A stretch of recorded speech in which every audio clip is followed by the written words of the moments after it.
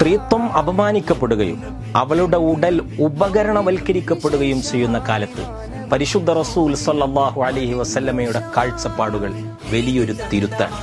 സ്ത്രീകളോട് മാന്യമായി പെരുമാറണമെന്ന് മാത്രമല്ല, ദുഷ്ടലാക്കോടെയുള്ള ദൃഷ്ടി കൊണ്ട്, ദുഷിച്ച ചിന്തകൾ നിറഞ്ഞ സമീപനം കൊണ്ട് അവളെ അപമാനിക്കുന്നത് പോലും അപരാധമാണെന്നാണ് ഇസ്ലാമിക പരിപ്രേക്ഷ്യം.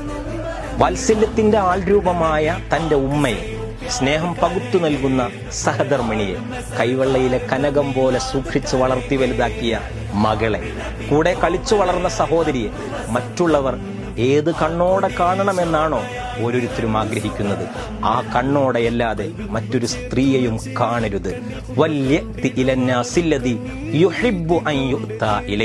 പ്രസിദ്ധമായ വിടവാങ്ങൽ പ്രഭാഷണത്തിൽ മഹാനായ പരിശുദ്ധ റസൂൽ സ്വല്ലല്ലാഹു അലൈഹി വസല്ലം ഊന്നിപ്പറഞ്ഞ ഒരു കാര്യം, ഇസ്തൗസൂ ബിന്നിസാഇ ഖൈറ, ബി കൈൻഡ് ടു വിമൻ, സ്ത്രീകളോട് മാന്യമായേ പെരുമാറാവൂ.